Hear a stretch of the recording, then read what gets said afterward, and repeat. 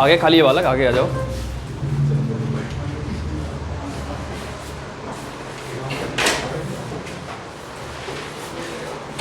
क्या पढ़ा था बालक?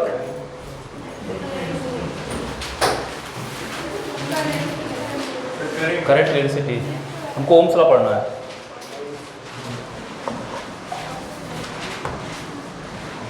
चलिए ओम्स लॉ क्या बताएगा बालक, क्या होता है?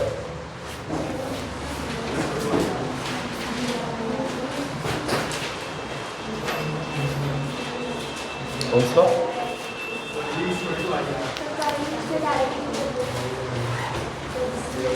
क्या? करंट की डायरेक्ट फॉर्म होता है रेजिस्टेंस।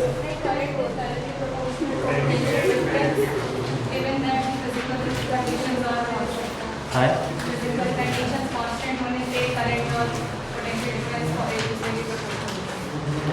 चलिए मतलब पढ़े होंगे कि एट कांस्टेंट टेम्परेचर, ठीक है, क्या कांस्टेंट होना चाहिए? टेम्परेचर, ठीक है। At constant temperature ratio of potential difference and current is constant, ठीक है। V अपॉन I का जो रेशियो होता है वो क्या होता है? कांस्टेंट होता है। और जो कांस्टेंट टर्म है बालक, इसी को एक नाम दे दिया गया, क्या? R, जिसको क्या बोलते हैं? रेजिस्टेंस, ठीक है। जैसे बात करो कैपेसिटेंस में पढ़े थे, कैपेसिटेंस क्या पढ़े थे? C is equal to Q by V। क्या कैपेसिटेंस चार्ज और पोटेंशियल डिफरेंस पे डिपेंड करता था? नहीं करता था। उसी तरीके से रेजिस्टेंस भी वोल्टेज और करंट पे डिपेंड नहीं करेगा। थोड़ा सा बात करते हैं आया कहाँ से, ठीक है। ये चीज़ आया कहाँ से, इसके लिए बात करते हैं। तो रेजिस्टेंस का एक वैल्यू आता है, वो पूछा जाता है, फॉर्मूला डायरेक्ट आपको देखते हैं थोड़ा सा।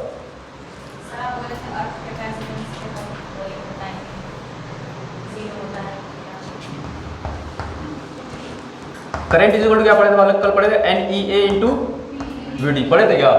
थोड़ा VD की वैल्यू पुट करो तो। VD की वैल्यू क्या पढ़े थे? E बाई, ठीक है, ठीक है।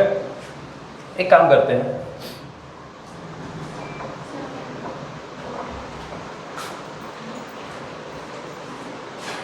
देखो इलेक्ट्रिक फील्ड यहां दिख रहा है। इलेक्ट्रिक फील्ड को एक काम करो, तुम लोग बालक एक फॉर्मूला पढ़े होगे कि potential difference is equal to पढ़े होगे इलेक्ट्रिक फील्ड अपॉन L। ये डिस्टेंस पढ़े थे, याद है? ठीक।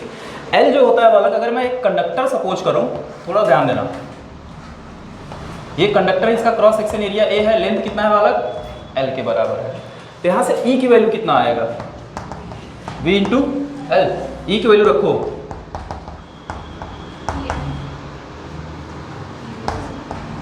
ताऊ यहां कर लो, इंटू क्या? V into L। V किधर लाओ? E स्क्वायर हो जाएगा क्या? देखो सही है, कोई दिक्कत? ठीक। इसको उल्टा करो, इसको उल्टा करो, V अपॉन I, तो इधर भी उल्टा होगा, M upon NE square A tau into L आएगा। ये पूरा जो आता है क्वांटिटी, देखो किसी भी कंडक्टर की बात करते हैं, M क्या बताता है? मास किसका? इलेक्ट्रॉन का। M किसका मास बताएगा? इलेक्ट्रॉन का मास। N क्या होता है? Number of electron per unit volume, ठीक है। E क्या होता है? इलेक्ट्रॉन पे चार्ज। A क्या होता है? क्रॉस सेक्शन एरिया, ये दिख रहा है। टाउ क्या है पता है? Relaxation time. L क्या है? Length of the conductor. क्या ये पूरा का पूरा चीज कांस्टेंट रहेगा? किसी भी कंडक्टर की बात करें तो चेंज क्या हो सकता है? पोटेंशियल डिफरेंस आप चेंज कर सकते हैं इस कंडक्टर के क्रॉस, इसमें करंट चेंज हो सकता है कंडक्टर के क्रॉस, लेकिन ये सारी चीजें किसी भी कंडक्टर के लिए क्या रहेंगी? कांस्टेंट। इसी को बोला जाता है बालक रेजिस्टेंस। इसी को क्या बोलते हैं? रेजिस्टेंस। तो R की वैल्यू कितनी होती है? ये बात याद होना चाहिए, M।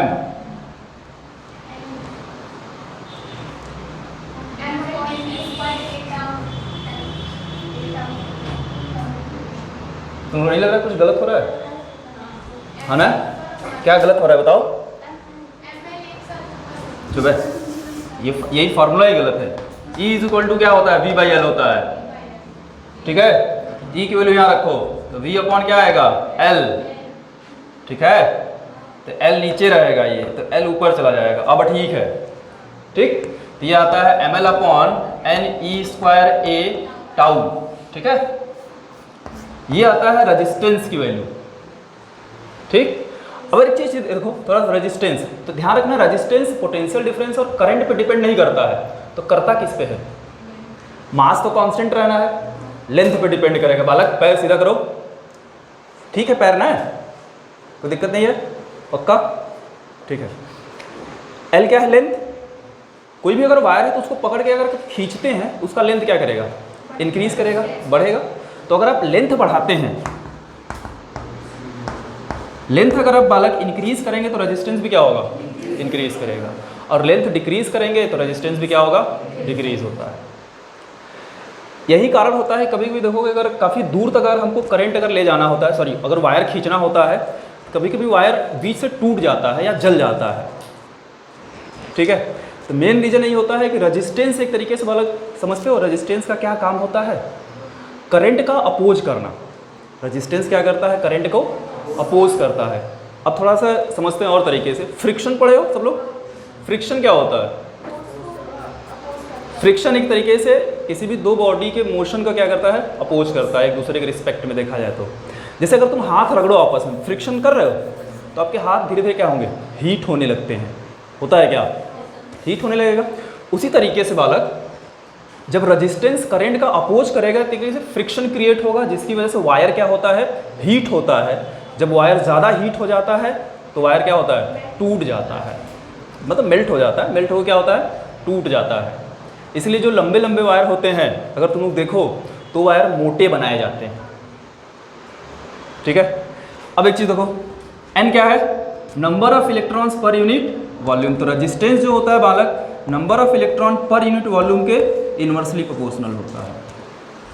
मतलब number of electrons per unit volume अगर आप क्या कर रहे हो? बढ़ा रहे हो, तो ये क्या होगा? रेजिस्टेंस डिक्रीज करेगा। ये कैसे number of electrons per unit volume को कैसे घटाया बढ़ाया जा सकता है? टेम्परेचर से। किसी भी कंडक्टर का अगर आप टेम्परेचर बढ़ाओ, सोचो इस क्लास का मैं टेम्परेचर बढ़ा दूँ, तुम लोग समझो इलेक्ट्रॉन हो, ठीक है। क्लास का टेम्परेचर बढ़ाओ, तुम अपने पोजीशन पर रहोगे? नहीं रहोगे, एकदम इधर उधर भागना शुरू कर दोगे, ठीक है। क्लास में बंद कर दूँ, एक जगह इकट्ठे तुम लोग नहीं मिलोगे मुझे। जैसे अभी एक जगह बैठे हो आराम से, तो इकट्ठे नहीं मिलोगे। क्या करोगे? थोड़ा अपने बीच में गैप ले लोगे तुम लोग। ऐसा करोगे? नहीं, तो गर्मी काफ़ी पड़ती है तो काफ़ी दूर दूर लोग बैठते हैं, ठीक है। तो उससे हुआ क्या कि number of electron per unit volume धीरे धीरे क्या किए? डिक्रीज करने लगे। भाई दूर दूर हो गए, छोड़ो। अभी एक बेंच पे तुम लोग 3 लोग बैठे हो, अगर मैं टेम्परेचर बढ़ाऊँ तो एक बेंच पे कितने बैठोगे? 2 बैठोगे। और बढ़ा दूँ कितने बैठोगे? एक ही बैठोगे। तो हुआ क्या? एक बेंच पे इलेक्ट्रॉन या बच्चे कम हो रहे हैं, तो मैं ये बोलूँ कि भाई number of electron per unit volume क्या कर रहे हैं? डिक्रीज कर रहे हैं। क्या करने से? टेम्परेचर बढ़ाने से। तो टेम्परेचर बढ़ाने से number of electrons per unit volume क्या कर रहे हैं? डिक्रीज कर रहे हैं। अगर ये डिक्रीज कर रहे हैं बालक, तो आर क्या होगा? इंक्रीज करेगा। थोड़ा टेम्परेचर से कंपेयर करो। इसका मतलब ये हुआ है किसी भी कंडक्टर का टेम्परेचर बढ़ाओगे तो रेजिस्टेंस क्या होगा? बढ़ेगा। क्यों बढ़ेगा? क्योंकि number of electrons per unit volume क्या कर रहे हैं? घट रहे हैं। तो मैं एक चीज़ और लिख दूँ क्या? R is directly proportional to T, लेकिन टी क्या है बालक? यहाँ टेम्परेचर है। ये भी बात समझ में आ रही है? क्यों ऐसा हुआ? इसीलिए हम लोग ये पढ़ते हैं तो एट कांस्टेंट टेम्परेचर में पढ़ते हैं। इसलिए ओम्स लॉ कैसे पढ़ा जाता है? कांस्टेंट टेम्परेचर पे। अगर टेम्परेचर कांस्टेंट नहीं रहेगा तो रेजिस्टेंस क्या करेगा? वेरी करने लगेगा। बात समझ में आ रही है? कहाँ कहाँ रेजिस्टेंस डिपेंड कर रहा है? और ये देखो क्रॉस सेक्शन एरिया पे क्या है? रेजिस्टेंस क्रॉस सेक्शन एरिया के इन्वर्सली प्रोपोर्शनल है। मतलब एरिया घटाएंगे तो रेजिस्टेंस बढ़ेगा। हमको क्या करना होता है? किसी भी वायर का रेजिस्टेंस कम से कम रखना होता है ताकि वो मेल्ट ना हो, ठीक है। इसलिए देखो जब वायर काफ़ी दूर तक ले जाना होता है तो वो वायर देखोगे तो मोटे होते हैं। कभी भी देख लेना तुम लोग, नहीं केबल, कभी दूर दूर तक वायर ले जाना होता है तो हम केबल का यूज करते हैं। केबल के वायर क्या होते हैं? मोटे होते हैं। या फिर तुम लोग देखो जो ये बिजली वाले जो पोल होते हैं उसमें जो वायर खींचा हुआ रहता है, देखो वो सब मोटे मोटे बनाए जाते हैं, ठीक है। तो यही रीज़न होता है कि भाई उसका क्रॉस सेक्शन एरिया हम बढ़ाते हैं ताकि रेजिस्टेंस क्या रहे? कम रहे और वो मेल्ट ना हो। तो ये सब कुछ रीज़न होते हैं। आ रहा है बात समझ में? रेजिस्टेंस कहाँ कहाँ डिपेंड कर रहा है, ठीक है। लेकिन वोल्टेज और करंट पे डिपेंड नहीं करेगा। पूरी बात क्लियर है? ठीक है, गुड, नोट करिए।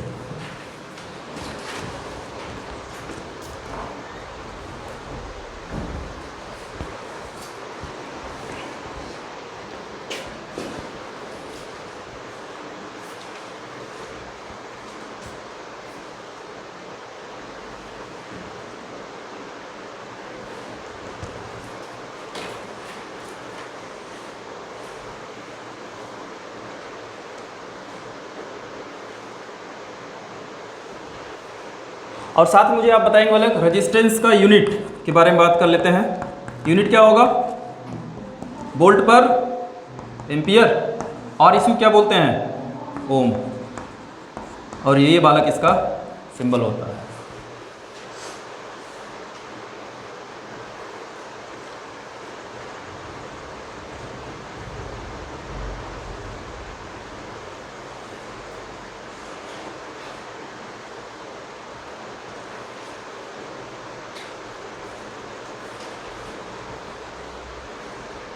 मिटाएं?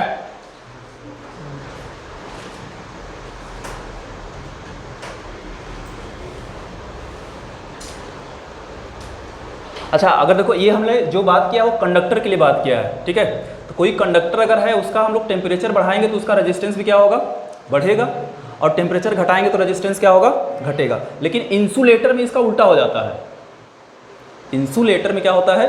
उल्टा हो जाता है, ठीक है। इंसुलेटर अगर हमारे पास है, अगर उसका टेम्परेचर बढ़ाएंगे तो उसका रेजिस्टेंस कम होगा, ठीक है। क्लियर है? हाँ, इंसुलेटर नाम सुने हो? इंसुलेटर कंडक्टर होता है, इंसुलेटर होता है, नहीं होगा फिर भी रेजिस्टेंस तो होता है, कुछ ना कुछ रहेगा। हर चीज़ का होता है रेजिस्टेंस, नहीं कोई मतलब नहीं है, फिर भी जानने के लिए बता दिए हैं, ठीक।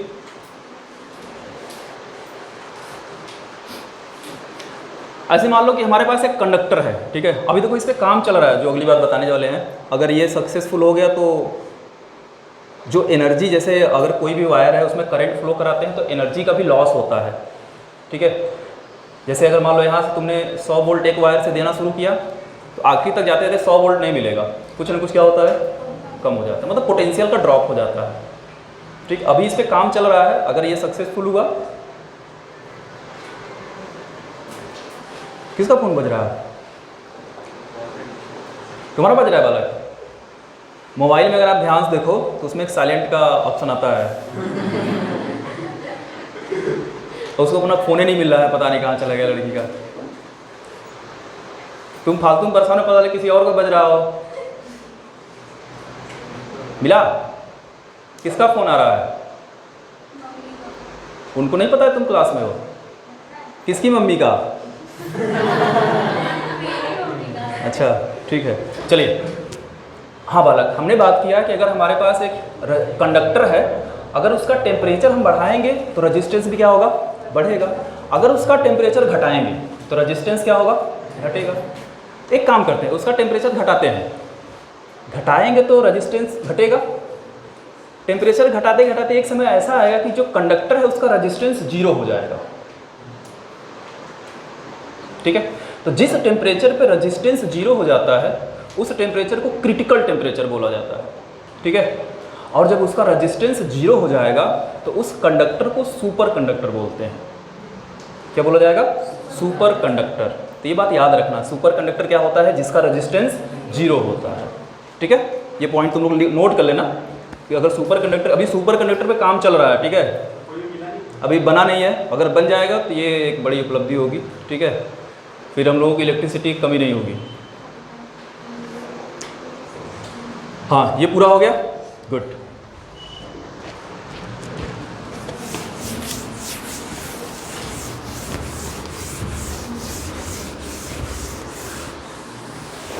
चलिए बालक, आगे बात करेंगे। जैसे हम लोग कैपेसिटर में सीरीज पैरेलल कॉम्बिनेशन पढ़े थे, यहाँ भी सीरीज पैरेलल कॉम्बिनेशन पढ़ेंगे, ठीक है।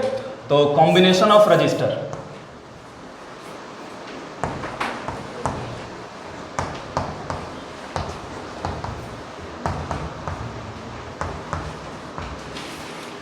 पहला बात करते हैं बालक, क्या? Series combination. सीरीज में ऐसे ए रजिस्टर का सिंबल होता अरे बोला करो, इतने सन्नाटे में बैठे रहो तो पता नहीं चलता कि तुम हो कि नहीं हो। इसका रेजिस्टेंस R1, इसका R2, इसका R3। अब एक चीज़ देखो बालक, इसमें करंट फ्लो करेगा, मान लेते कितना करंट फ्लो कर रहा है आई। तो सीरीज के केस में हर एक कंडक्टर के क्रॉस, हर एक रजिस्टर के क्रॉस बालक जो करंट होगा वो क्या होगा, सेम होगा। ठीक है, क्या अलग अलग होगा, पोटेंशियल डिफरेंस। ये V1 रहा, ये V2 रहा और ये V3 रहा। तो जो पोटेंशियल डिफरेंस आया है इन तीनों का सम क्या इस पोटेंशियल के बराबर होगा जो बैटरी का होगा। ठीक है, तो हम ये लिख सकते हैं क्या कि V = V1 + V2 + V3। तो हम क्या करेंगे बालक, इन तीनों रजिस्टर्स को सॉल्व करेंगे, एक सिंगल रजिस्टर में चेंज करेंगे। ठीक है, तो उसका जो रेजिस्टेंस आएगा उसको इक्विवेलेंट रेजिस्टेंस बोला जाता है, तुल्य धारिता, प्रतिरोध। तो हिंदी में उसको प्रतिरोध बोलते हैं रेजिस्टेंस को। तो बालक ये आता है R = क्या, R1 + R2 + R3। ये सीरीज कॉम्बिनेशन के लिए होता है। तुम लोगों को ये फॉर्मूला याद रखना है और साथ में यह ध्यान रखना है कि सीरीज में क्या सेम होता है, करंट, और पोटेंशियल डिफरेंस क्या होता है, डिफरेंट हो सकता है। ठीक, हाँ, क्योंकि अगर तीनों रजिस्टर बराबर हो जाएंगे तो पोटेंशियल डिफरेंस भी सेम हो जाएगा। अब वो डिपेंड करता है कि रेजिस्टेंस क्या रहेंगे।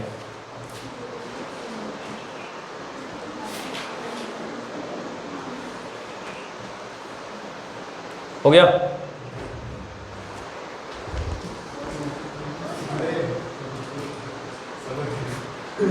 वो जल्दी करो, इसको खत्म करना है आज भाई, छापने में टाइम लगाओगे तुम लोग।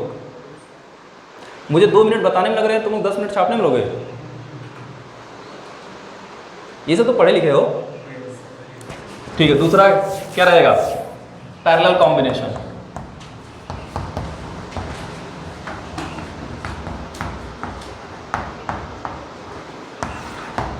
पैरेलल में, ठीक है, पैरेलल में क्या सेम होगा बालक, क्या डिफरेंट होगा, करंट। बहुत अच्छे। इसका रेजिस्टेंस R1, इसका R2, इसका R3। ये अगर V है तो इसके क्रॉस भी V रहेगा, इसके क्रॉस भी V, इसके क्रॉस भी V। यहाँ देखो बालक, करंट अगर आई गया तो ये 3 वायर है, तीनों में अलग अलग डिवाइड हो जाएगा, लेकिन जरूरी नहीं कि इक्वली डिवाइड हो। तो हम मान लेते हैं इसमें करंट कितना गया, I1, इसमें कितना गया, I2, इसमें कितना गया, I3। फिर से ये तीनों मिल करके यहाँ I बाहर आ जाएगा। ठीक है, ठीक है। तो इसका मतलब ये हुआ कि जो करंट यहाँ से इंटर किया I, ये कितने पार्ट में डिवाइड हुआ बालक, I1, I2 और I3। ये तीनों के सम के बराबर होगा। तो यहाँ इक्विवेलेंट रेजिस्टेंस निकालेंगे तो 1/R = आता है 1/R1 + 1/R2 + 1/R3। चलो एक सवाल, घरों में जो कॉम्बिनेशन किए गए रहते हैं, कौन सा कॉम्बिनेशन रहता है,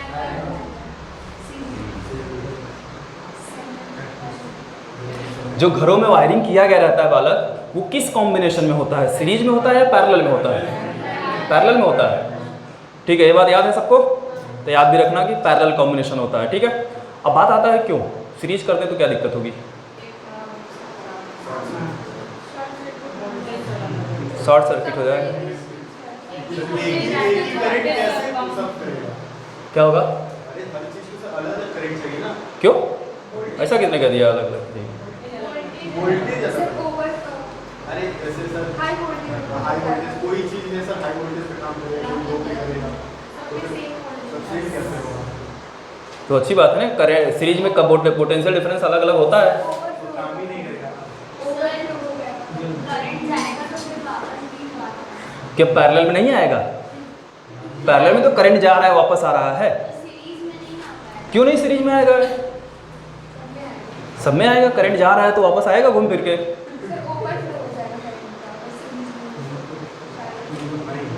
ओवरफ्लो क्या होगा, जितना करंट जाएगा उतना ही तो बाहर आएगा ना, ओवरफ्लो कहाँ से हो रहा है। पोटेंशियल डिफरेंस सबसे सीरीज में, हाँ सेम जाएगा। तो मैं पूछा हूँ सीरीज कर देंगे तो क्या दिक्कत आएगी, पैरेलल ठीक है, ये बात सही है कि जो घरों में कॉम्बिनेशन किया गया था वायरिंग का वो पैरेलल कॉम्बिनेशन होता है, लेकिन मेरा सवाल ये है बालक कि अगर हम सीरीज कर दें तो क्या दिक्कत हो सकता है, सीरीज या क्यों नहीं करते हैं। नहीं फिर से बोलो, नहीं समझ में आया, डीम हो जाएगा, क्यों, नहीं, फिर से बोलो बालक, थोड़ा पहुँच रहे हो, थोड़ा और अच्छे से बताओ। हम एनर्जी नहीं जानते हैं, हम 2 चीज़ बताए हैं, वोल्टेज और करंट, बस और कुछ नहीं बताया है। क्या नहीं जाएगा? एक पे नहीं जाएगा तो अगर हमारा वायर अगर बढ़िया है, चलो मान लो वायर नहीं खराब हो रहा है, अब बताओ।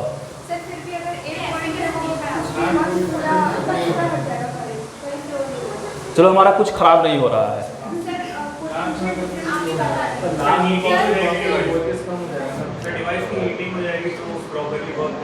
डीम हो जाएगी, हीट हो जाएगा। नहीं, हीट क्यों? हम हर जगह अलग अलग स्विच लगा देते हैं, चलिए पैरेलल में करके।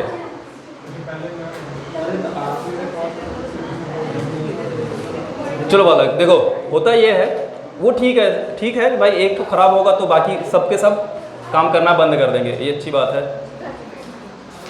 किसके घर से? मेरे घर से। अच्छा, हाँ ठीक है, रीज़न ठीक है, लेकिन मेन रीज़न होता है बालक, जैसे हमारे यहाँ जो भी इलेक्ट्रिकल डिवाइसेस लगाए गए हैं, इसको चलने के लिए 220 वोल्ट की रिक्वायरमेंट होती है। ठीक है, कितने वोल्ट की होती है? 220 वोल्ट। कुछ भी हो, बल्ब हो, पंखा हो, टीवी हो, कूलर हो, फ्रिज हो, कुछ भी हो, अपने इंडिया की अगर बात करें तो उसको चलाने के लिए कितनी वोल्ट की ज़रूरत होती है? 220 वोल्ट की। और कितने फ्रिक्वेंसी कितनी होनी चाहिए? 50 हर्ट्ज। ठीक है, 50 हर्ट्ज। सोचो और कंट्री हमसे कितना आगे हैं, और कंट्री में जाओगे तो वहाँ के जो इलेक्ट्रिकल डिवाइसेस हैं वो 110 वोल्ट पे काम करते हैं, मतलब सीधे आधा पे। मतलब हमारे यहाँ किसी चीज़ को जलाने के लिए 220 वोल्ट चाहिए, उसके यहाँ किसी बल्ब को जलाने के लिए मात्र 110 वोल्ट चाहिए। ठीक है, तभी टेक्नोलॉजी में कहीं ना कहीं हम थोड़ा पीछे हैं। और वहाँ फ्रिक्वेंसी सोचो, मतलब 110 वोल्ट पे 60 हर्ट्ज फ्रिक्वेंसी मिल जाती है। यहाँ हम लोग कितने मिलते हैं? 50 हर्ट्ज फ्रिक्वेंसी समझते हो ना? मतलब जलना बुझना, कोई भी बल्ब है तो वो जल बुझ रहा है, लेकिन उसकी फ्रिक्वेंसी 50 हर्ट्ज है, मतलब 1 सेकेंड में 50 बार जल बुझ रहा है। ठीक है, इसलिए पता नहीं चलता है हमें। हाँ तो बालक हम बात है, किसी भी बल्ब को या किसी भी इलेक्ट्रिकल डिवाइस को चलने के लिए कितने चाहिए? 220 वोल्ट। अब हम जो हमारे घरों में जो सप्लाई आ रहा है वो कितने का आ रहा है? वो भी 220 वोल्ट का ही आ रहा है। अब हमारे पास टीवी भी चलाना है, पंखा भी चलाना है, कूलर भी चलाना है, फ्रिज भी चलाना है, और कितना आ रहा है सप्लाई घर में हमारे? 220 वोल्ट। अब सोचो, थोड़ा सा सीरीज करके देखते हैं। चलो ये बल्ब हमने लगा दिया, ठीक है, ये क्या है? टीवी? नहीं, टीवी रख लो, ये इतना बड़ा, चलो फ्रिज हो गया। ये फ्रिज की स्पेलिंग बताओ बे? ऐसा कुछ होता है ना? ठीक है, समझ गए। चलो ये पंखा हो गया, ठीक है। अब देखो बालक, यहाँ पे जो सप्लाई दिए हमारे घरों में वो कितने से गया? 220 वोल्ट। लेकिन इसको भी चलने के लिए कितना चाहिए? 220। इसको भी चलने के लिए कितना चाहिए? इसको भी कितना चाहिए? और इसको भी कितना चाहिए? 220। और सप्लाई कितना दिया है? और सीरीज में हमें पता है कि सबके अगर यही वाला जो पोटेंशियल होता है, यही सब पे क्या होता है? डिस्ट्रीब्यूट होता है। ठीक है, अगर हमको 1 2 3 4 चीज़ चलाना है और सीरीज में रखना है, कितना वोल्ट चाहिए? 220 प्लस 220 प्लस 220 प्लस 220, कितना हुआ? 880 वोल्ट। मतलब यहाँ पे जो सप्लाई देना होगा मुझे कितना देना होगा? 880 वोल्ट का देना होगा, तब ये चल पाएगा। लेकिन सप्लाई कितना है? 220 वोल्ट। ठीक है, तो मान लेते हैं अगर ये 220 वोल्ट है तो 220 वोल्ट मान लो इस पे चला गया 50 वोल्ट चला गया। इस पे कितना गया? तब इस पे भी 50 वोल्ट गया। इस पे कितना गया? 100 हो गए। इस पे चलिए 100 वोल्ट चला गया। इस पे कितना गया? 20 वोल्ट। अब बल्ब को जलने के लिए बालक हमें 220 वोल्ट चाहिए, लेकिन इसको मिला कितना? 50। इसी में से मिलेगा कुछ ना कुछ 50 वोल्ट। क्या बल्ब जलेगा? नहीं जलेगा। ये डीम जलेगा। नहीं होता कभी कभी लाइट डीम आता है तो बल्ब डीम जलते हैं, ठीक है। या टीवी चलेगा? देखो टीवी में कभी कभी क्या होता है चलाने के लिए बालक, अगर लाइट कम होती है तो आप स्टेबलाइजर लगाते हो। स्टेबलाइजर से क्या करते हो? उसको बढ़ाते हो, 220 वोल्ट तक लाते हो, ठीक है। टीवी चलेगा? नहीं। फ्रिज भी चलेगा? इसको भी चलने के लिए 220 वोल्ट चाहिए थे, ये भी नहीं चलेगा। मतलब कुछ भी चलेगा ही नहीं, इसलिए सीरीज में नहीं लगाया जाता। लेकिन पैरेलल में सोचो, अगर यही सब के सब पैरेलल में हो जाए तब, और 220 वोल्ट सप्लाई दे रहे हैं तो हमको पता है पैरेलल में क्या सेम होता है? Potential difference. मतलब सबके क्रॉस 220 जाएगा क्या? तो सब आराम से चलेंगे, कोई दिक्कत बात समझ में आई? वो टूटने फूटने वाला कंसेप्ट अलग है। समझ में आया क्यों नहीं जोड़ते हैं? अगला सवाल, शादी में जाते हो? शादी हो चुकी है? नहीं, करोगे? ठीक है, जब अपनी शादी करना तो देखना, उसमें बालक वो सजाने के लिए झाड़ लगाए जाते हैं। देखो छोटे छोटे बल्ब होते हैं ना, ढेर सारे लगाए जाते हैं। वो किस में कनेक्ट होते हैं? क्यों? कहाँ पैरेलल में होते हैं? देखो छोटे छोटे ढेर सारे बल्ब होते हैं ना, एक में देखो 40-50 बल्ब होते हैं छोटे छोटे, वो सब के सब किस में होते हैं? सीरीज में होते हैं। अब बताओ क्यों? वो तो सीरीज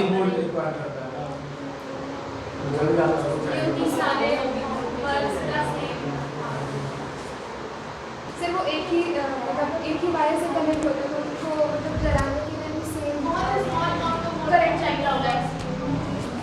हाँ देखो बालक, उसमें जो छोटे छोटे बल्ब होते हैं, उसमें जो छोटे छोटे बल्ब होते हैं, इस तरीके से मैं बना दे रहा हूँ, देखो कुछ इस तरीके से जुड़े होते हैं ना, ऐसे लगाते हो ना, ऐसा कुछ होता है। ठीक है, ये सब सीरीज में होते हैं। ये जो छोटे छोटे बल्ब होते हैं बालक, इनको जलने के लिए मात्र 5 वोल्ट की रिक्वायरमेंट होती है, या बोले तो मैक्सिमम कितना चाहिए इनको जलने के लिए? 5 वोल्ट चाहिए। अगर 5 वोल्ट से ज़्यादा दोगे तो ये क्या होंगे? ब्लास्ट हो जाएंगे। अब सोचो कि इसकी एक बल्ब की क्षमता कितनी है? 5 वोल्ट।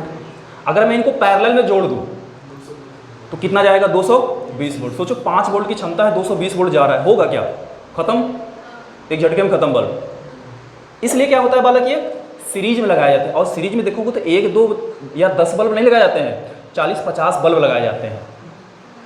ठीक है, क्यों लगाए जाते हैं? क्योंकि हमको 220 वोल्ट जो बालक यहाँ सप्लाई दिए हैं, ये पूरा मेंटेन भी तो करना है। अब मुझे सपोज करो कि सबके क्रॉस 5 वोल्ट जा रहा है, मान लेते हैं, तो ऐसे ऐसे कितने बल्ब चाहिए कि 220 वोल्ट पूरा हो जाए टोटल? 5 से डिवाइड करिए, कितना? 44। तो ऐसे ऐसे कितने बल्ब लगेंगे? 44 बल्ब हमें लगाने होंगे। किसमें? सीरीज में। ठीक है, इसलिए ये बल्ब क्या होते हैं बालक? सीरीज में कनेक्ट होते हैं। तुम देखना अपनी शादी में, अगर नहीं देखे होगे तो। ठीक है, दिवाली में लगता है। हाँ दिवाली में लगता है, नहीं शादी में अच्छा लगता है ना, दिवाली में अच्छा नहीं लगता है।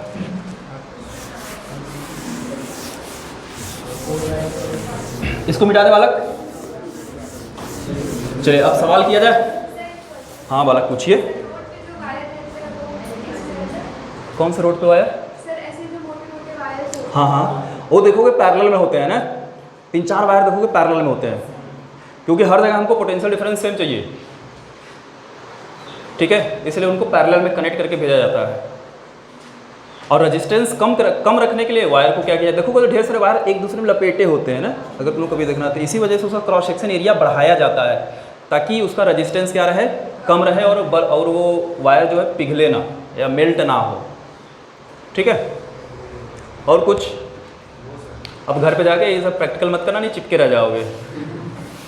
ठीक है, चलिए हम लोग क्वेश्चन करते हैं। हालांकि हम लोग कैपेसिटर पे तो क्वेश्चन करे ही थे, उसी तरीके से क्वेश्चन यहाँ भी करना है, तो थोड़ा फटाफट करेंगे हम लोग।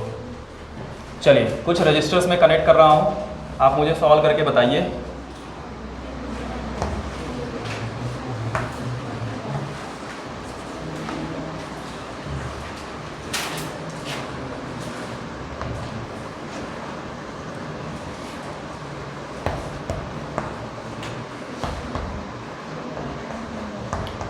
चलो सभी 2 ओम के रहेंगे। बताइए ए और बी के बीच इक्विवेलेंट रेजिस्टेंस कितना होगा? दिख रहा है ए और बी?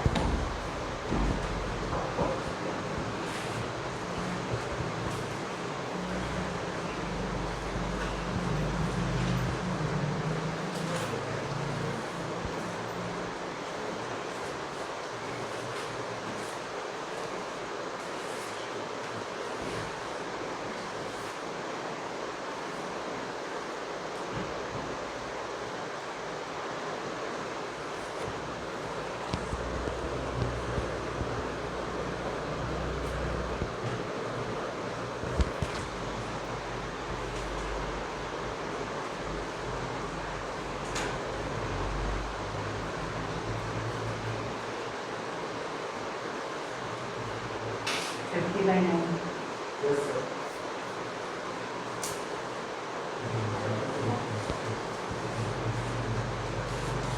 Sir, 50/9.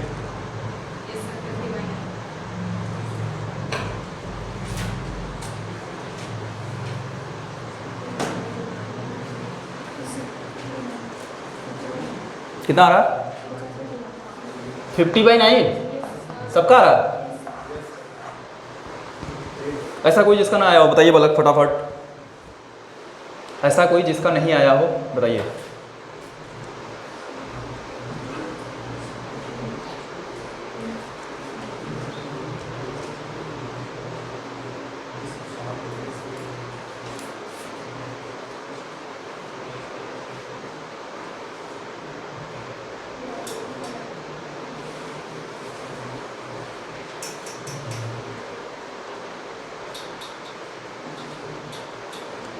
देखिए कैसे करेंगे, ये दोनों किस में सीरीज सॉरी पैरेलल, 2 का पैरेलल कितना 1 पक्का। अब ये सब के सब किस में 2 + 1 3 + 2 5 + 2 7, सब के सब क्यों है सीरीज में है। ये 7 हो, ये दोनों किस में 2 और 7 का पैरेलल कितना है 14/9 ठीक है। इसको हटा दे 14/9, फिर ये सब के सब किस में आ गया बालक सीरीज आ जाएगा पक्का, मुझे सॉल्व नहीं करना है ठीक है गुड। इसी के साथ हम लोग ये भी पढ़ते हुए चलते हैं इसमें कि हर एक रजिस्टर के क्रॉस कितना पोटेंशियल डिफरेंस होगा और कितना करंट होगा ठीक है, क्योंकि इस तरीके से भी क्वेश्चन आपको पूछे जाते हैं जैसा हम लोग कैपेसिटर में पढ़े थे ठीक है। तो नेक्स्ट क्वेश्चन मेरा रहेगा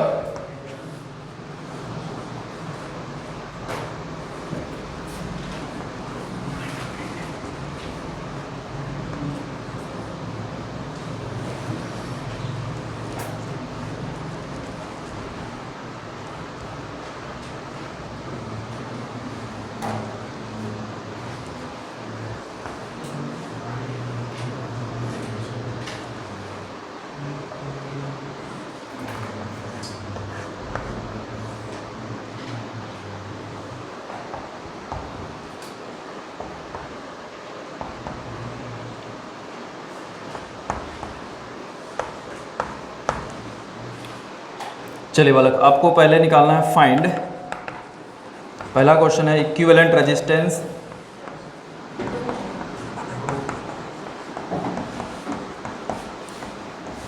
दूसरा बताइए करंट इन ईच रजिस्टर, तीसरा बताइए potential difference across each resistor.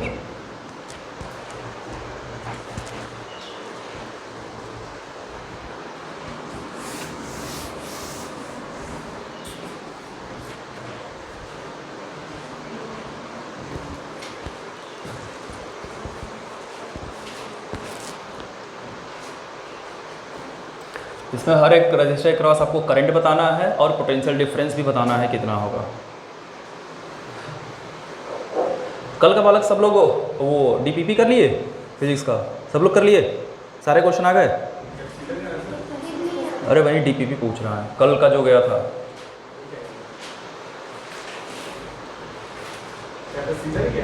हाँ हाँ, और कल का डीपीपी जरूर करना है, उसमें से एक क्वेश्चन जरूर आपको पूछा जाएगा ठीक है।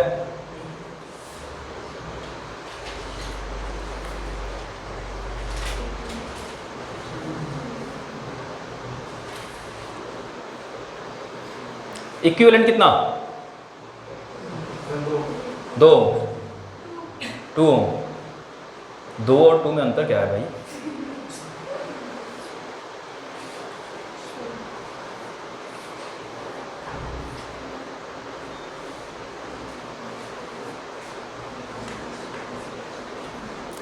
बताइए बालक, इतना टाइम नहीं लगना चाहिए यार।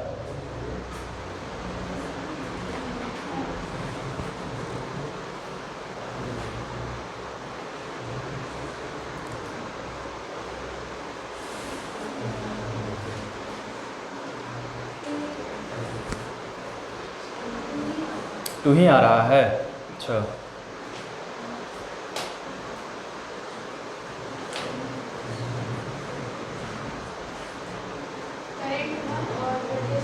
कहाँ,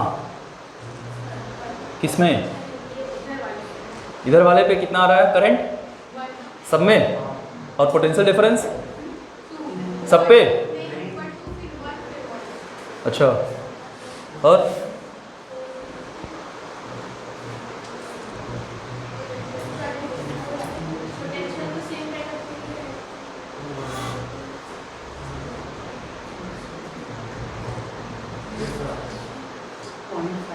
चलिए सॉल्व किया जाए।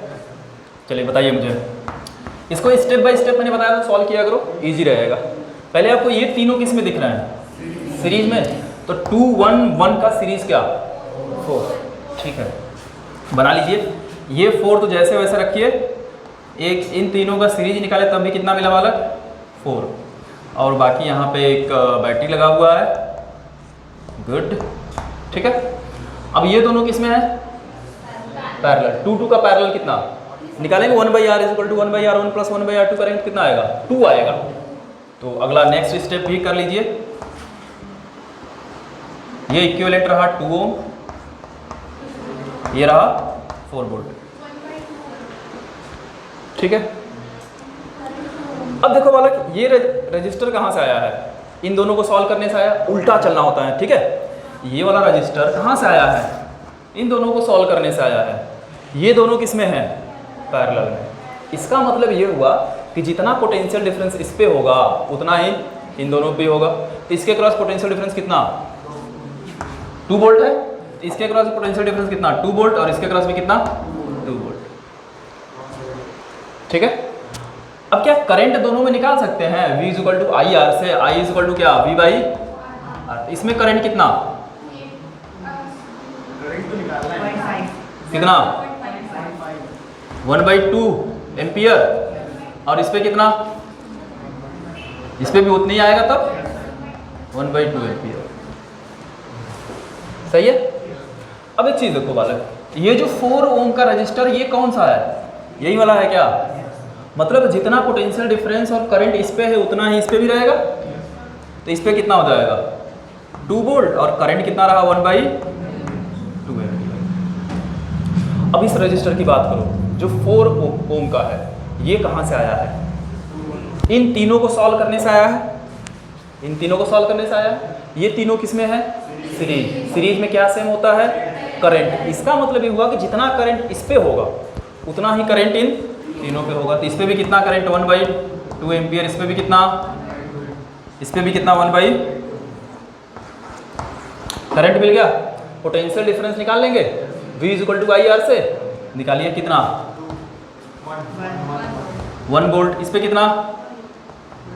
बहुत बेकार बच्चे हो तुम लोग पे। बस हो गया, सब पे मिल गया। गुड, कोई दिक्कत? ऐसे क्वेश्चन को आप स्टेप बाय स्टेप ही करोगे। ठीक,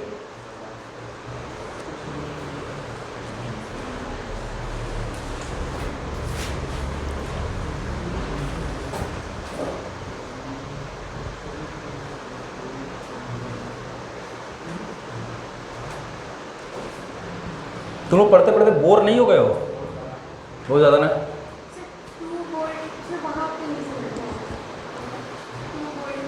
चलो, हमारा सवाल क्या है, पूछ क्या रही है? कहाँ बालक? ये 2 वोल्ट कहाँ से आया? देखो, ये दोनों किस में? पैरेलल में है। पैरेलल में क्या सेम होता है? Potential difference. जितना पोटेंशियल डिफरेंस यहाँ से देंगे सप्लाई उतना ही दोनों पे जाएगा। यही तो पढ़े थे, 2-2 वोल्ट, फिर दोनों पे 2-2 वोल्ट जाएगा। क्या हुआ बालक? बड़ा टेंशन में रही हो? क्या टेंशन है भाई, बताओ इस समय क्या टेंशन है? मस्त एंजॉय करो, खेलो कूदो, पढ़ो लिखो। टेंशन अगर आपको होता है तो सबसे मस्त उपाय होता है दारू पियो। ठीक है, और कोई उपाय नहीं है। कौन पूछा है? अबे टेंशन होगा तब ना। हमको क्यों होगा टेंशन भाई? बताओ किस बात का टेंशन होगा? टेंशन किसको किसको होता है? जिसका मतलब व्यवस्था होता है। जिसका सर शादी हो गया ना ना ना ना, शादी से ज़्यादा वो जो रिलेशनशिप में होते हैं उनको होता है टेंशन कि कहीं छोड़ के किसी और साथ में भग जाए। तुम लोग नहीं हो, तुम लोग क्या होता, तुम नहीं होगे ना। अगर कोई नहीं तुम्हारा है ये अच्छी बात नहीं है।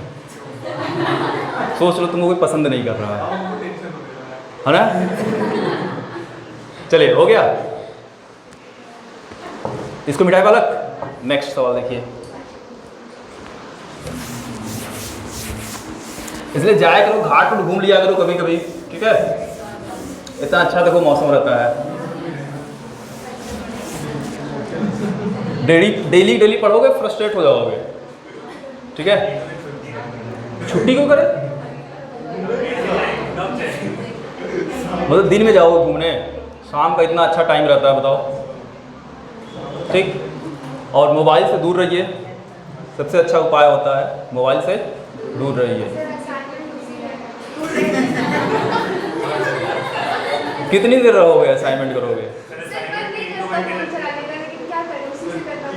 मतलब चाह रहे हो कि मतलब प्रिंटेड जाए, फिर प्रिंटेड जाए। हाँ लैपटॉप ले लो।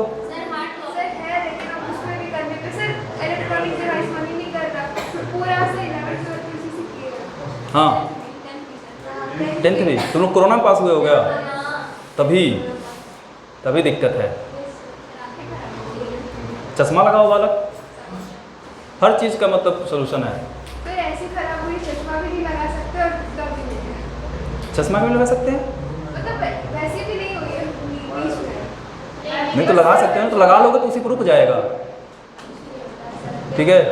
नहीं वो हो जाएगा, कुछ होता है मतलब। वैसे आँख की ढेर सारी बीमारी होती है, डॉक्टर लोग बताएंगे ना, हम कैसे बताएंगे यार। चलिए अगला क्वेश्चन देखिए और सॉल्व करिए।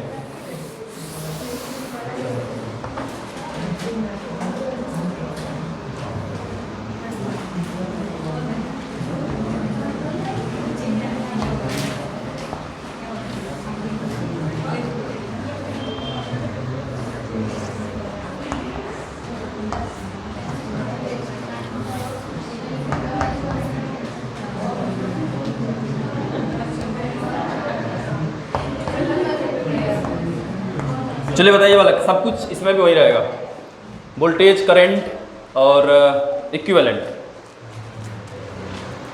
तुरंत बताइए तो।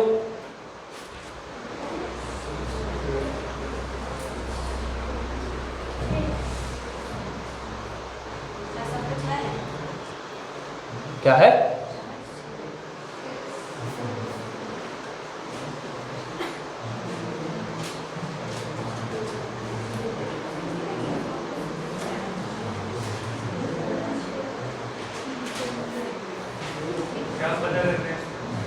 वही पुराना सब कुछ फाइंड करिए।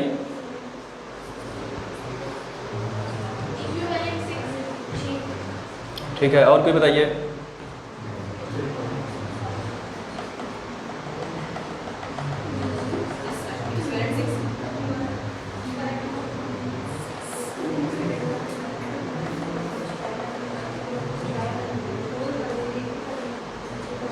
तुम लोग पता है समय ज़्यादा ले लेते हो।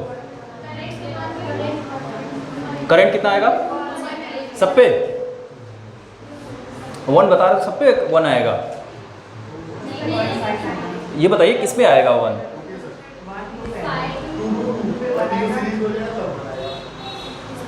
अच्छा 4 पे कितना आ रहा है? 0.5 एम्पियर। और पोटेंशियल डिफरेंस बताइए 1 2 किस पे? 1/2 आ रहा है।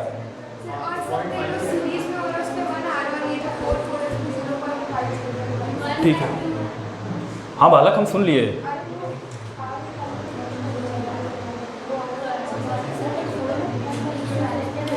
चलो अच्छा बताओ। अच्छा इक्विवेलेंट देखो 6, इक्विवेलेंट 6 आएगा, ठीक है। सबका आ रहा है इक्विवेलेंट। कैसे? ये दोनों पैरेलल हैं, 2 2 का पैरेलल करो कितना आएगा? 2 आएगा। फिर सब किस में आएंगे? सीरीज। तो 2 + 2 + 2 कितना आ जाएगा? 6 आ जाएगा। इक्विवेलेंट 6 आएगा। अब इसमें बताओ कितना आ रहा है? Current 1 ampere. पोटेंशियल डिफरेंस कितना? नहीं पूछ रहे हो बता रहे हो? 2 वोल्ट सबका आ रहा है। इस पे बताओ, और इस पे कितना 1 वोल्ट, इस पे कितना और 2 वोल्ट। गलत है कहीं ना कहीं, टोटल बालक 6 वोल्ट होना चाहिए ना, तो 2 1 2 5 वोल्ट आ रहा है।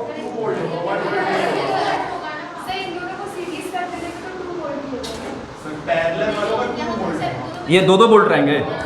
हाँ अब ठीक है, अब 6 हो रहा है टोटल ऐड करने पे, ठीक है। तो ये भी मिला लिया करना कि टोटल सप्लाई 6 वोल्ट का है, तो टोटल 6 आना भी चाहिए, ठीक है। अब मुझे नहीं पता है लेकिन 6 आ रहा है तो मेरे ख्याल से सही होगा, बाकी मुझे पता नहीं है। इतना कॉन्फिडेंस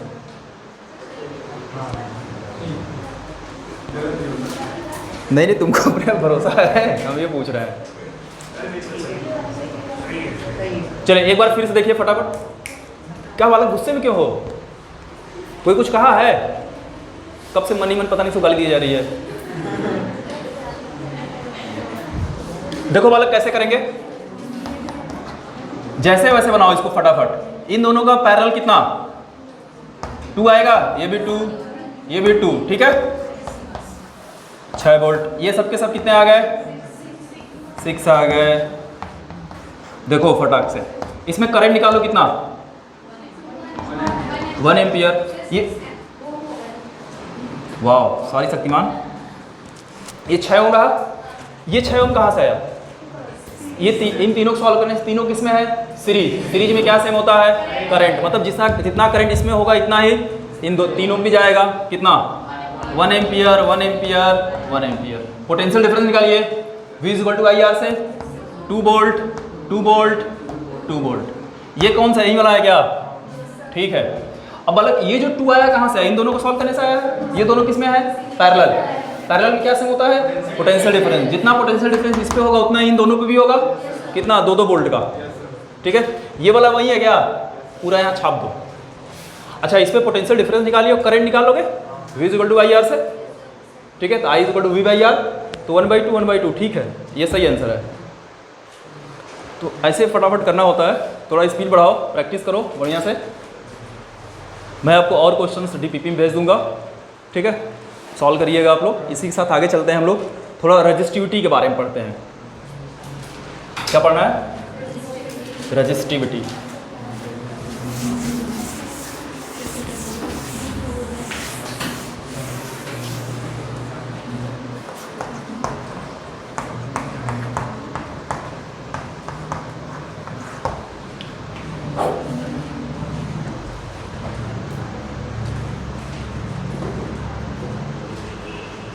देखो अभी तुमने रेजिस्टेंस का मालिक एक फार्मूला पढ़ा, R = क्या पढ़े थे ml/। और कुछ था क्या? और क्या था? इसमें R का फार्मूला सही है, कुछ छूट रहा है? सही है ना? अब पढ़ना पलट लो। गुड। एक काम करो, देखो अगर कोई वायर है तो उसमें और क्या क्या चेंज हो सकता है। वायर का हम लेंथ चेंज कर सकते हैं, पकड़े खींच दो, काट दो। एरिया भी चेंज कर सकते हैं, पकड़े खींचोगे तो एरिया क्या होगा छोटा होगा। तो लेंथ और एरिया चेंज हो सकता है, इनको अलग रखो थोड़ा सा। तो R = m/n² τ L/A, ठीक है। अब देखो अगर लेंथ और एरिया को छोड़ दिया जाए तो ये पूरा चीज़ कांस्टेंट आएगा, ठीक है। पूरा चीज़ क्या रहेगा कांस्टेंट, लेकिन टेम्परेचर क्या होना चाहिए कांस्टेंट होना चाहिए। उधर क्या देख रहे हो? वैसे क्या सोच रहे थे? ऐसा कैसे हो सकता है भाई? बोलो फिर बताओ थोड़ा सा। देखो गुफ्तगू किया करो, ठीक है। उसमें तुम्हारा और हमारे साथ करोगे तो तुम्हारा ही फायदा होगा, ठीक है। नहीं भाई मत करना, तुम सलाह दे रहे हो। चलो अब ये पूरा चीज़ क्या है बालक कांस्टेंट है। इसी को बोला जाता है क्या रजिस्टिविटी। रजिस्टिविटी को रो से डिनोट करते हैं, तो फार्मूला मिलेगा बालक R = ρL/A। और रो जो होता है अब देखो डिपेंड किस पे करता है, ये इस पे डिपेंड करता है। ध्यान रखना रजिस्टिविटी लेंथ और एरिया पे डिपेंड नहीं करता है, ठीक है। किस पे डिपेंड कर रहा है भाई? वो रेजिस्टेंस के लिए होता है। सुन लो पूरी बात, m/n/e² टाउ। एक वायर है, उसको पकड़ के खींच दो चाहे काट दो, उसकी रजिस्टिविटी चेंज नहीं हो सकती। रजिस्टिविटी कब चेंज होगी? जब उसका टेम्परेचर बढ़ाएंगे या घटाएंगे, या मटेरियल चेंज हो। जैसे एक हमारे पास एक लोहे का वायर ले लो, एक कॉपर का वायर ले लो, तो दोनों का रजिस्टिविटी क्या होगा? अलग अलग होगा। अगर लोहे का 2 वायर लो, एक बड़ा लो एक छोटा लो, तब उनकी रजिस्टिविटी पे कोई चेंज नहीं होगा, दोनों का रजिस्टिविटी क्या होगा? सेम होगा। ध्यान रखना, रजिस्टिविटी लेंथ और एरिया पे डिपेंड नहीं करता, वो किस पे करता है? मटेरियल पे डिपेंड करता है, किस मटेरियल का बना हुआ है। ठीक है, नोट करो। यहाँ से रजिस्टिविटी का मुझे आप यूनिट बताएंगे साथ साथ क्या होगा। ओ बड़ा तेज हो गए तुम लोग। चलिए, यूनिट क्या होगा बालक? ओम मीटर। बहुत अच्छे।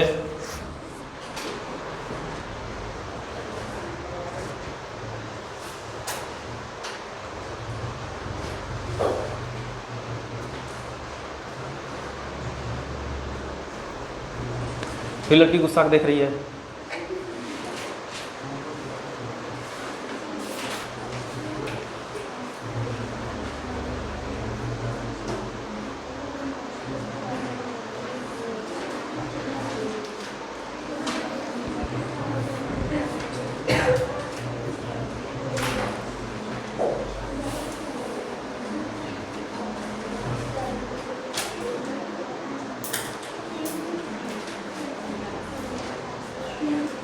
हो गया पक्का?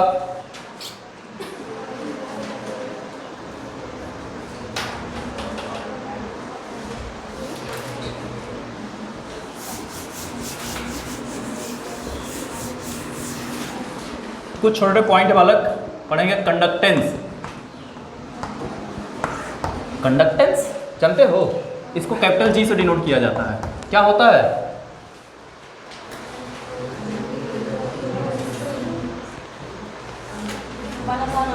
One upon R, reciprocal of the resistance. ठीक है, कंडक्टेंस क्या होता है? रेसिप्रोकल होता है किसका? रेजिस्टेंस का। तो आर, तो G इक्वल टू लिखा जाता है क्या वाला? 1/r।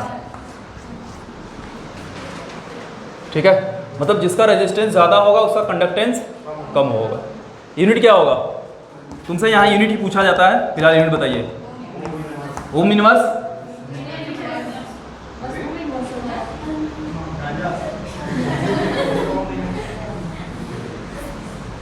क्या हो गया बालक? अच्छा वही बोली है। अच्छा पहले लड़ा लो फिर बताना हमको कौन बोला है।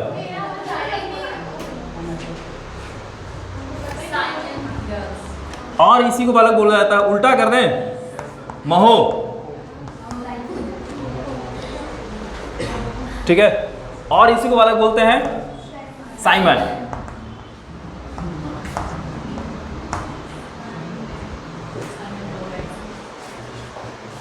तो इसका 3 यूनिट होता है, ओम इनवर्स, महो। ओम को उल्टा कर दो, उसको महो।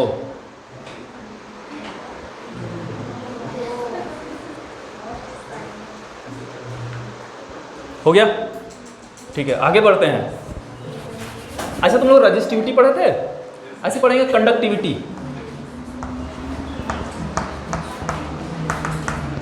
इसको बालक सिग्मा से डिनोट किया जाता है। तो कंडक्टिविटी क्या होगा? 1/ρ, 1 अपॉन रजिस्टिविटी। इसका यूनिट बताओ तो।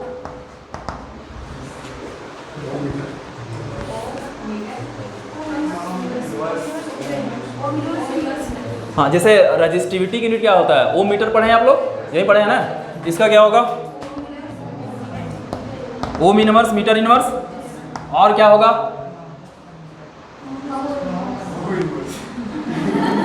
महो मीटर इनवर्स। ठीक है, ग्राफ।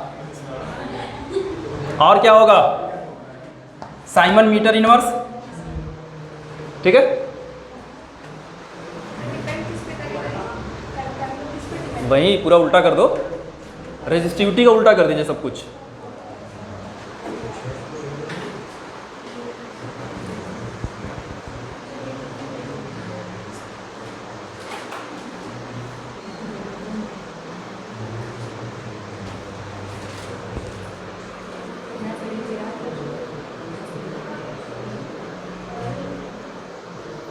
आगे चलें, बात करते हैं करंट डेंसिटी के बारे में। बालक, नाम सुने हैं करंट डेंसिटी, और बोला जाता है धारा घनत्व, ठीक है।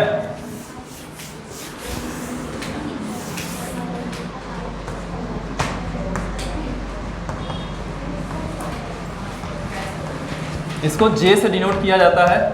तो बताएगा धारा घनत्व या करंट डेंसिटी क्या होता है?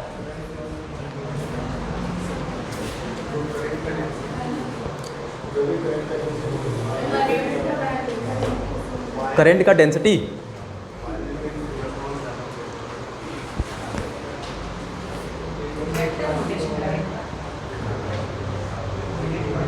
अच्छा, इलेक्ट्रिक करंट वेक्टर क्वांटिटी की स्केलर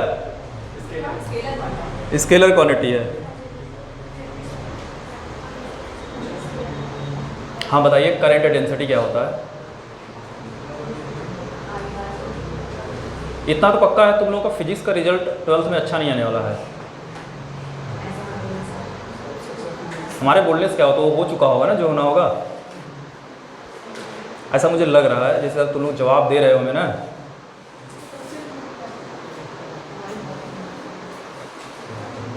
बोलते हैं पढ़ के आया करो थोड़ा बहुत। हाँ बोलो बालक। वाह, उसका अलग जवाब रहता है, पता नहीं क्या पढ़ लेती हो। मतलब कहाँ से लाते हो ये सब? अरे बोलो, सही था बालक, बताओ तो थोड़ा, मतलब कहाँ से लाते हो ऐसे ये सब? ऐसे ही मैं कब पढ़ा तुम लोगों को? क्या मतलब, कैसे? फिर से बोलो एक बार। अच्छा, और फिर? हाँ,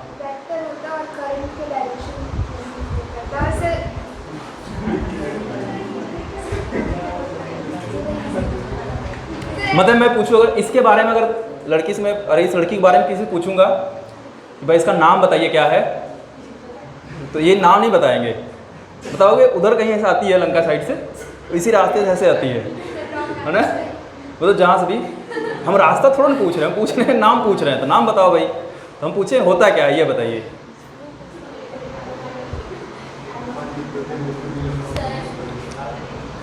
हाँ बताना है कुछ? देखो बालक, करंट डेंसिटी होता है, ठीक है, current per unit area of the conductor. वैसे उसका भी जवाब सही था, करंट को चार्ज पर यूनिट टाइम बोल दी थी, पर यूनिट एरिया बोल दी थी, ठीक है। बहुत खतरनाक दिमाग लगाई थी, लेकिन समझे। आई को Q/T लिखा जा सकता है, ठीक है। तो करंट डेंसिटी क्या बोलेंगे? Charge per unit time per unit area, ठीक है, ऐसे भी बोला जा सकता है। तो ये होता है बालक करंट डेंसिटी। यूनिट बताओ, यूनिट।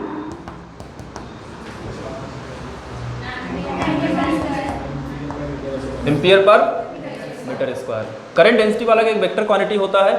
अगर देखो किसी भी कंडक्टर की बात करते हैं तो जो एरिया होता है बालक इसका हमेशा नॉर्मली लेते हैं एरिया वेक्टर के टर्म में। एरिया वेक्टर नाम सुने होंगे तुम लोग, एरिया वेक्टर नाम सुने हैं, ठीक है।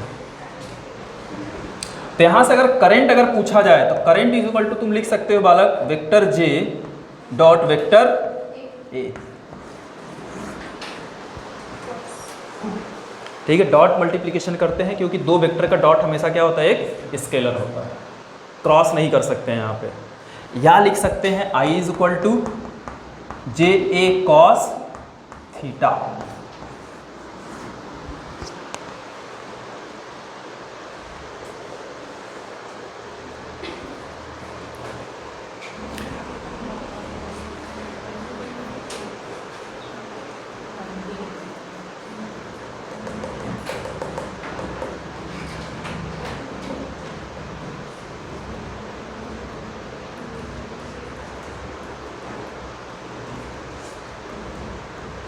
हो गया, ठीक है, बिठा दे। आगे बात करते हैं बालक, व्हीटस्टोन ब्रिज नाम सुने हो क्या?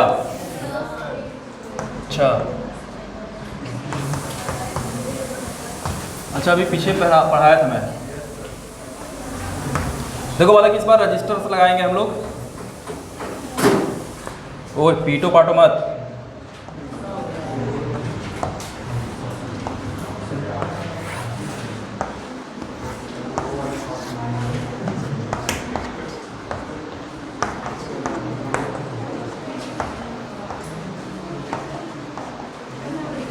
देखिए व्हिटस्टोन ब्रिज में क्या होता है जानते हो? ये वाला गैल्वेनोमीटर है। गैल्वेनोमीटर का क्या काम होता है? Current measure. बहुत स्मॉल करंट क्या करता है? ये मेजर करता है। ठीक है, तो हाँ इसका दोनों काम है। ठीक है, वोल्टेज मेजर करता है और करंट भी मेजर करता है। ये कैसे करता है आगे भी डिस्कस करेंगे इसी चैप्टर में हम लोग। ठीक है, गैल्वेनोमीटर को कब अमीटर की तरह यूज करना है, कब वोल्ट मीटर की तरह यूज करना है। ठीक है, तभी मैं ये मान के चल रहा हूँ कि क्या मेजर कर रहा है? करंट मेजर कर रहा है। ठीक है, तो ये देखा गया बालक कि अगर इनके रजिस्टर्स के एडजेसेंट साइड का रेशियो मतलब आसपास का जो है R1/R3 इज इक्वल टू अगर R2/R4 है, तो इस केस में बालक गैल्वेनोमीटर के अक्रॉस जो करंट होता है वो 0 होता है। तब इसमें करंट कितना जाता है? 0 होता है। ठीक है, तो अगर ये केस होता है तो Ig की वैल्यू कितना? ये करंट अक्रॉस गैल्वेनोमीटर क्या होगा? 0। या इसका उल्टा भी हो सकता है, अगर Ig गैल्वेनोमीटर अक्रॉस अगर करंट 0 है तो इन रजिस्टर्स का रेशियो क्या रहेंगे? सेम रहेगा या बराबर रहेगा। ठीक है, इसी तरीके से और भी लिख सकते हैं। देखो ऐसे क्रॉस मल्टीप्लिकेशन कर दो तो R1/R2 रिप्लेस कर दो इज इक्वल टू R3 वहाँ भी देख लेना एडजेसेंट साइड ही आएगा R1/R2 is equal to R3/R4। ठीक है, तो इस केस में ध्यान रखना हमेशा इसके क्रॉस करंट क्या रहेगा? 0 रहेगा। ठीक, कभी क्वेश्चन आ जाता है ऐसे साइड्स रेशियो का बराबर दे करके पूछ लेता है इसमें करंट कितना होगा बताइए, तो क्या होगा? करंट 0 होगा।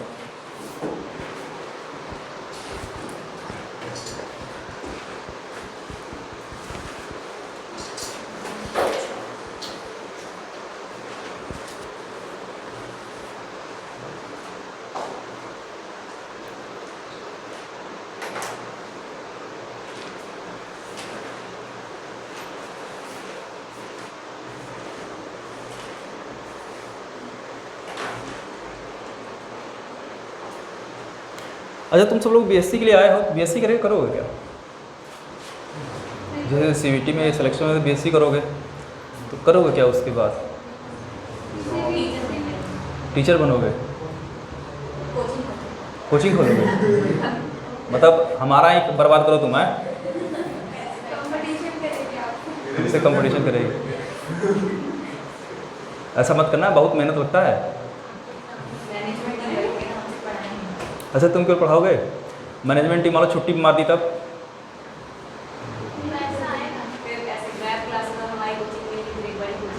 वाह,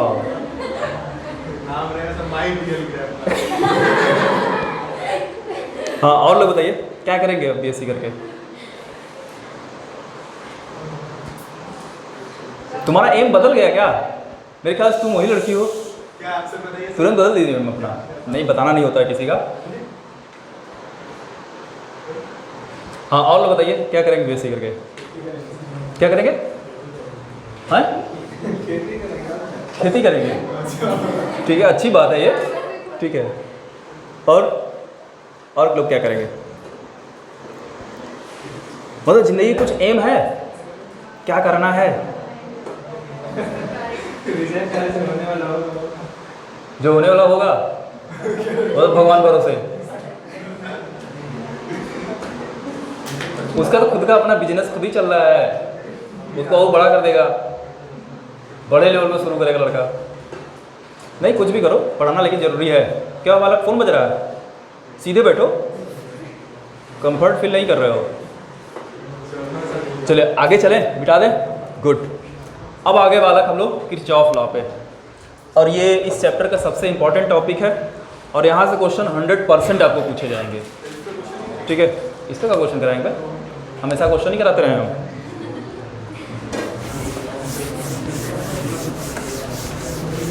आज देखना तुम डीपीपी में गजब क्वेश्चन जाएंगे। क्या चीज़? क्या? हाँ, क्लास आगे 1-1 घंटा बढ़ा दिया गया, नहीं पता है? जो क्लास 9 से होनी थी वो 10 बजे स्टार्ट हुई अगर आज, तो जाहिर सी बात है सबके सब 1-1 घंटा आगे बढ़ेंगे। ठीक है, तो हम लोग बात करने वाले हैं बालक, आज तुम लोग 4 बजे छूटोगे, ध्यान रखना। 1 घंटा से पीछे ब्रेक। कहाँ जाओगे ब्रेक लेके? हाँ ना, सुबह से आए 9 बजे से। तुम सोचो, अच्छा हम सुबह जगे, ठीक है, लाइट नहीं, ठीक है, और टंकी में पानी नहीं, ठीक है, वैसे आए देखो, नहीं लग रहा बिना नहाया है, लग रहा होगा देख के, समझे? अरे हम बिना खाए भी हैं, और कब से चिल्लाए जा रहे हैं, सोचो लगातार, मतलब कंटिन्यूस चिल्लाए जा रहे हैं। क्यों रेस्ट लेंगे? फिर अगली क्लास वहाँ वेट कर रही है, तुरंत अगली क्लास में चले जाना है।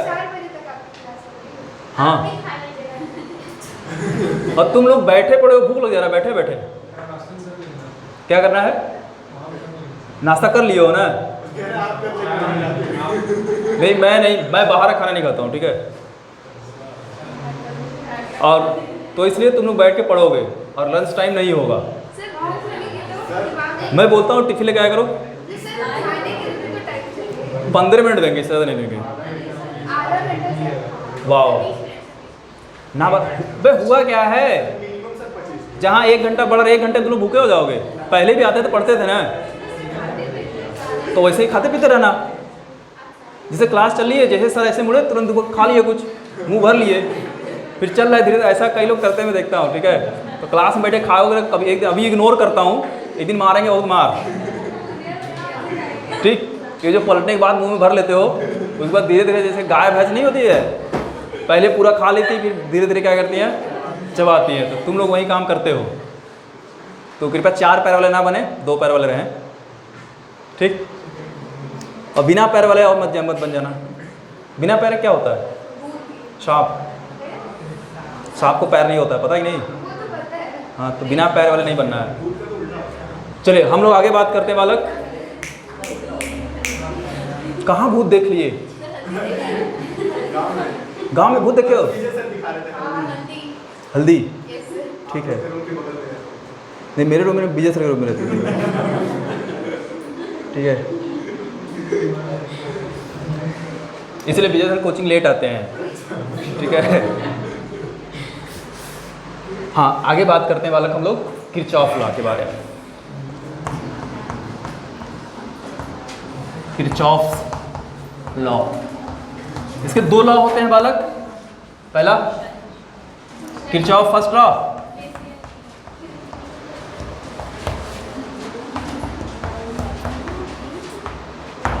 ठीक है, और इसी क्या बोलते हैं बालक? हाँ ठीक है, आ रहे हैं उस पर। किरचॉफ्स करंट लॉ, इसी को बालक केसीएल भी बोला जाता है, ठीक है।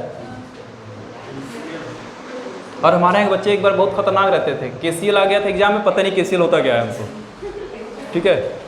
और क्या होता है बालक? जंक्शन लॉ,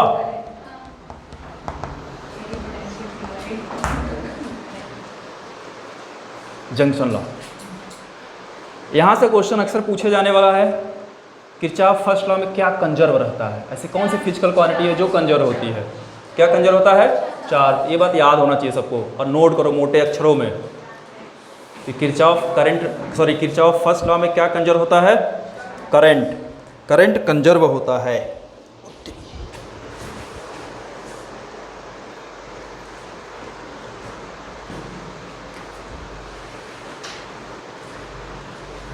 अब बात करते हैं किरचॉफ फर्स्ट लॉ होता क्या है? कहाँ? किसी भी जंक्शन पे, ठीक है। किसी भी जंक्शन में बालक जो इनकमिंग करंट होता है वो आउटगोइंग करंट के बराबर होता है। कैसे? समझो, मान लो ऐसा देखो ना कि कोई पॉइंट होता है जहाँ ढेर सारे वायर आके मिलते हैं, मिल के फिर वहाँ से अलग अलग होते हैं। तो मान लो यहाँ वायर, ऐसे कुछ वायर बना दे रहे हैं, ठीक है। ये करंट I1, ये I2, ये I3, ये I4, ये I5। अब देखो बालक, ये पॉइंट क्या है? यही जंक्शन है जहां वायर आके मिल रहा है। ये क्या है? जंक्शन है। तो जंक्शन पे इनकमिंग करंट कौन कौन है? मतलब आने वाली करंट जंक्शन की ओर इनकमिंग करंट कौन कौन है? I1 दिख रहा है, I1 की तरह जंक्शन की ओर है, उसका डायरेक्शन देखना, डायरेक्शन I1 है, और I2 और कौन है? I3। मतलब I1, I2, I3 है जो कि जंक्शन की ओर आ रही है, जिसको बोलेंगे इनकमिंग करंट, ठीक है। अच्छा, जंक्शन से दूर कौन कौन करंट जा रहा है? I4 और I5, उसको बोला जाएगा आउटगोइंग करंट। उसको क्या बोलेंगे? Outgoing current. ठीक है, मतलब जंक्शन से दूर जाने वाली धारा। तो फर्स्ट ये कहता है बालक कि इनकमिंग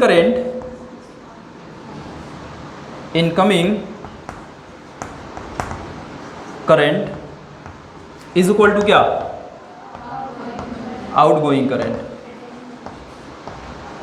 ठीक है, तो इनकमिंग करंट कौन कौन है? I1 plus I2 plus I3 is equal to क्या हो जाएगा? I4 plus I5। यही होगा।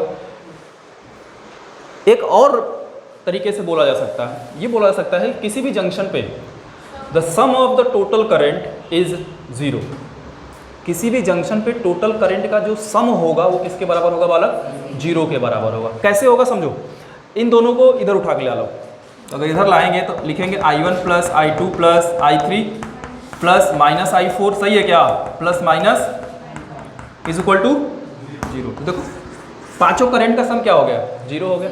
माइनस साइन सिर्फ क्या बताएगा आपको? डायरेक्शन बताएगा। अगर मैं इनकमिंग करंट को पॉजिटिव लिया हूँ तो आउटगोइंग करंट को नेगेटिव ले लिया हूँ, तो इनका सबका अगर सम करेंगे तो किसके बराबर आना चाहिए? 0 के बराबर आना चाहिए। तो एक ये भी डेफिनेशन आप बता सकते हो। बाकी एक ये वाला है,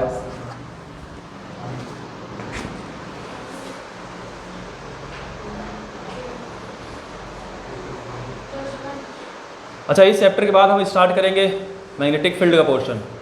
तो मेरे ख्याल से द कोर मूवी हर कोई देख लिया होगा। गुड। कब देखोगे? एग्जाम बाद?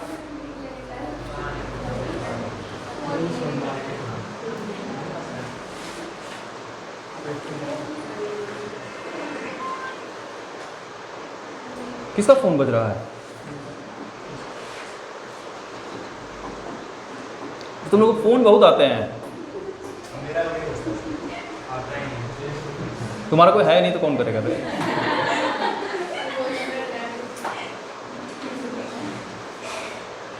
अभी खाली रहो, जब सिलेक्शन हो जाएगा ना उसके बाद कई ठो बनाना। हाँ, क्या चीज़ वाला?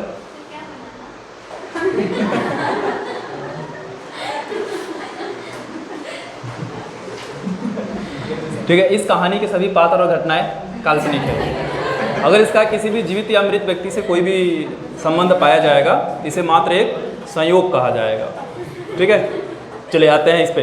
क्वेश्चन किया जाए, नोट कर लिए सब लोग अलग? ठीक है, चलिए कुछ क्वेश्चन करिए और मुझे बताइए।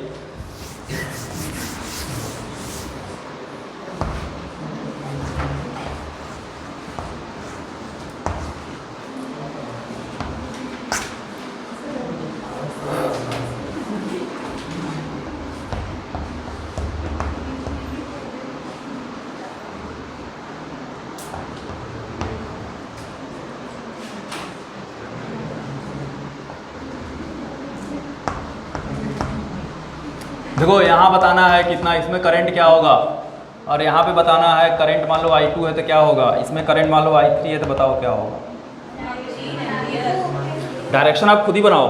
लो क्या डायरेक्शन होगा, साथ साथ ये भी बताओ। I1 का 3 होगा। क्या होगा? 3 होगा तो इनकमिंग क्या आउटगोइंग?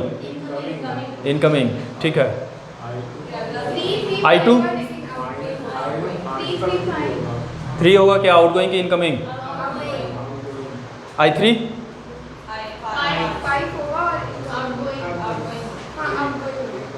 आज समझ में कैसे करना है? देखो समझो कैसे किए हैं, तो अच्छी बात है। ठीक है, I am proud of you.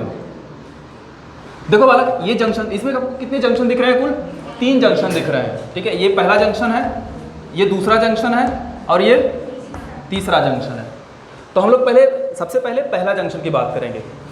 हुआ क्या है, यहाँ से 2 एम्पीयर आया है और 5 एम्पीयर चला गया है।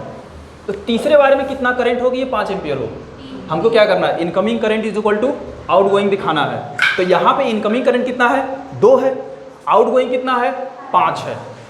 तो ये 5 कब होगा? जब यहाँ से कितना आए? 3 एम्पीयर और आ जाए, तभी तो 3 2 5 हो जाएगा। तो इसमें से इनकमिंग करंट कितना होगा? 3 एम्पीयर। तो I1 कितना होगा बालक? 3 एम्पीयर होगा। और वो कौन सा करंट होगा? इनकमिंग करंट होगा। ठीक है, साथ में डायरेक्शन भी आपको खुद ही लेना है। अब उसके बाद यहाँ से 5 आ रहा है, दूसरे जंक्शन पे आओ, यहाँ से 5 आया, इधर कितना गया 2,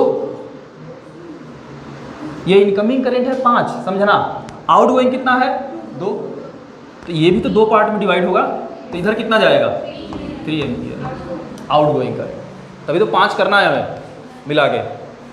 ऐसे यहाँ इधर से 2 आया, तीसरे जंक्शन इधर से 2 एम्पियर आ रहा है, इधर से कितना जा रहा है 3 एम्पियर, तो इधर कितना चला जाएगा 5 एम्पियर आउट गोइंग करंट। बस ऐसे फटाफट करने होते हैं। और भी क्वेश्चन देखिए,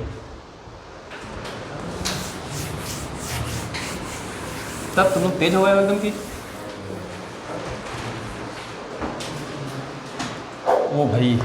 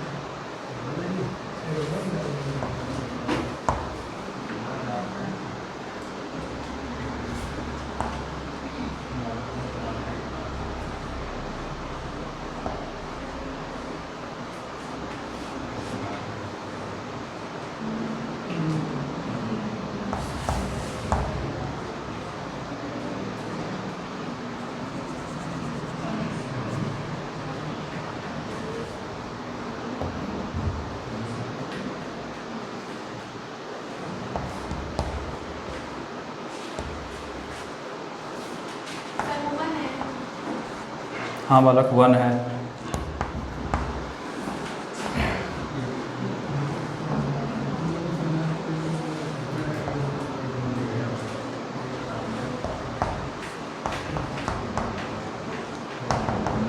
चलो मुझे यहाँ बताओ कितना करंट होगा। सॉरी पता नहीं, इनकमिंग आउट गोइंग मुझे नहीं पता है, आप बताइए।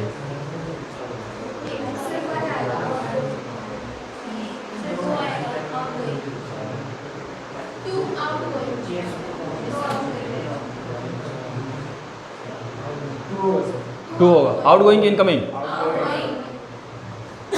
कैसे देखो, यहाँ से इस जंक्शन में देखो बालक, इधर से टोटल कितना इनकमिंग है 4, आउट गोइंग कितना है 1, तो जाहिर सी बात इधर कितना गया होगा 3, ये कहीं इधर आएगा 1, वही है, ये भी 3 है, टोटल इसमें कितना गया 4, मिलके जाएंगे, तो इधर चला गया 2, तो इधर कितना गया, क्या रहेगा आउट गोइंग। ठीक है, ऐसे ही क्वेश्चन आते हैं इजी। ठीक है, किसी भी जंक्शन पे आप फटाफट लगाते जाएंगे और करंट की वैल्यू बताते जाएंगे आप। इसके बाद आता है किरचॉफ सेकंड लॉ। मेन हमारा किरचॉफ सेकंड लॉ होता है, वहाँ से क्वेश्चंस काफ़ी पूछे जाते हैं, तो उसको जानने के लिए मिलेंगे कल। ठीक है, तब तक के लिए नमस्कार, जय हिंद, जय भारत, ऐसा कुछ।